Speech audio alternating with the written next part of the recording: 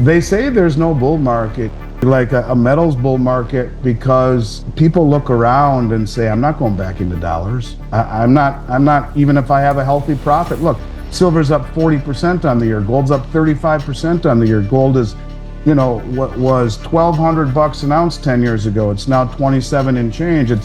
You've way over doubled your money. If I call any of those people who bought from me 10 years ago and say, you want to capture that double? No, I'm not going back into dollars, they'd say. So it's different than most other bull markets. In fact, the higher the price goes or the scarier the world gets, or both, only reinforces people's motivation for owning it to begin with. So that's, one of these deals where Andy Schectman is sounding the alarm. An explosive shift could be closer than anyone realizes. With precious metals undervalued, a suppressed gold and silver market, and Wall Street asleep at the wheel, what happens when the financial world wakes up? If just a fraction of global wealth shifts to gold, demand could multiply 20-fold overnight. Supply chains would be empty before we knew it. Could this scarcity-driven surge be just around the corner? Let's listen to the Andy Schectman. I think that could happen actually quicker than people think, because you have a situation where, first of all, the artificially suppressed price due to the short selling on COMEX and on the futures markets, this disconnect between paper and physical has led to, I think, a severe undervaluation in these metals, and it hasn't been noticed. That could very quickly change, and it's part of the reason why gold and silver have been neglected by Wall Street, have been neglected by financial advisories, because the price has been suppressed by these banks to support the strength of the bond market, to support the strength of the Western system. Gibson's paradox, the inverse relationship between real interest rates and the price of gold, as an example. But yes, I do think that could happen very quickly, at least on the retail side. You have two North American mints in U.S. and Canada. Mexico doesn't amount to very much. And you have these refineries, a couple of them in the U.S. that don't amount to too much. The rest of the mints, the major ones, let's forget China. You have, other than the U.S. and Canada, Austria, Australia, South Africa, United Kingdom. Those are all across the Atlantic. Rick Rule says you take Joe and Jane six-pack to the Harvard Endowment Fund, you have less than 0.5% allocation to precious metals. You see a major bank fail and it bailed in, where now nothing is safe, where money markets aren't safe, where banks aren't safe. Stock market is overvalued and held up by a handful of stocks. The bond market is teetering due to our massive fiscal irresponsibility and really the lack of appetite for anything of duration in this country, where who in their right mind would buy 10-year or greater earning 4%, when inflation's, if you really want to be honest about it, running higher than that. But even if you call it there, you can't say inflation's at 3.5% like they want us to believe it's much higher. John Williams of Shadow Stats will tell us it's 11%. But even at 3.5%, if you believe it, so you make 0.5% per year compounding, is that really a good return on a bond that has systemic risk? It has default risk. It has inflation risk. So yeah, I think that people will wake up and say, where the hell do I put my money? And bang, if a tiny fraction of all the money, if there was even a 2.5% allocation to gold across the whole financial matrix, you're talking a 5-fold increase in demand at 2.5%. Most financial advisors will say, fine, 5 or 10%.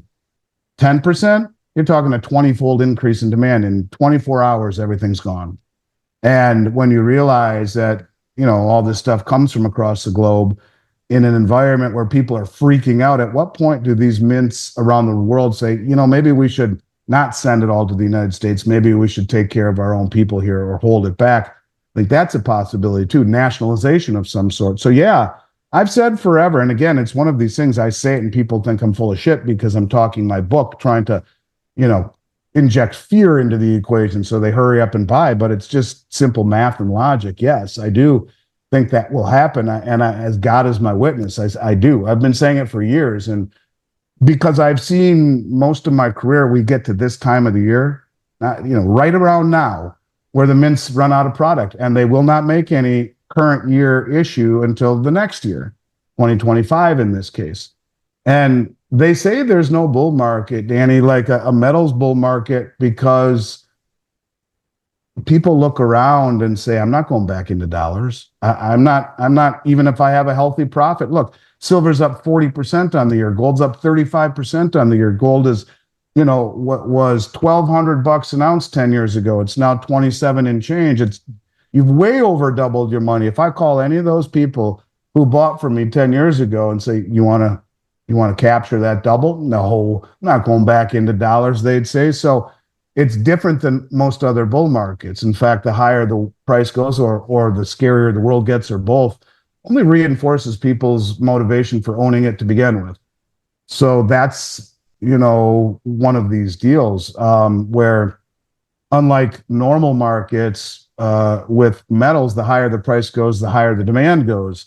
Usually when price goes higher, we see demand start to fall as a reflection. They say the cure for high prices are high prices, and the cure for low prices are low prices. But this is different.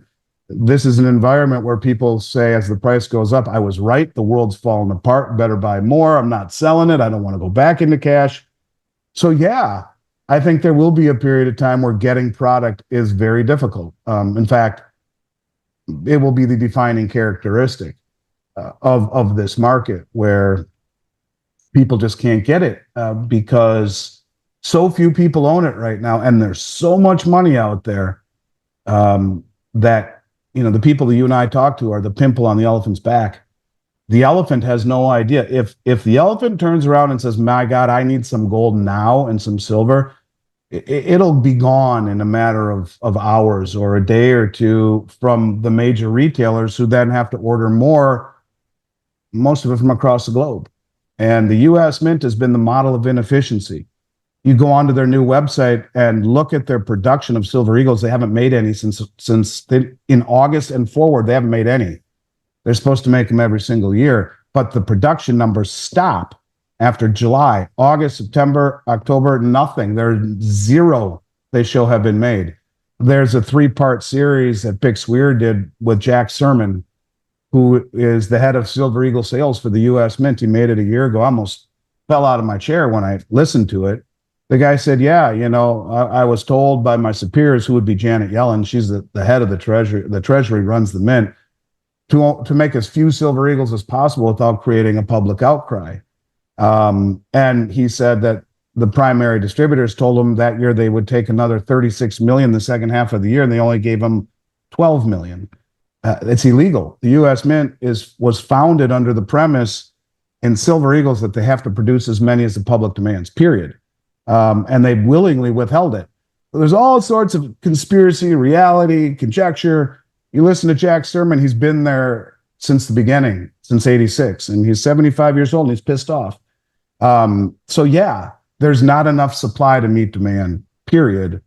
You throw into it some sort of an event, whether it be election related, bank related, or market related, very quickly, it would be unobtainium. Silver faster than gold, but both actually would very quickly, I think, be impossible to get in any investable form with any expediency whatsoever. And that's it for today. Andy Schectman's insights remind us of the urgency in today's financial landscape. If you're watching the markets closely or simply looking to protect your wealth, keep tuning in. Don't forget to like, subscribe, and share this video if it sparked new thoughts for you. Join us next time for more hard-hitting analysis and strategies to navigate these turbulent times. Thanks for watching, and we'll see you in the next video.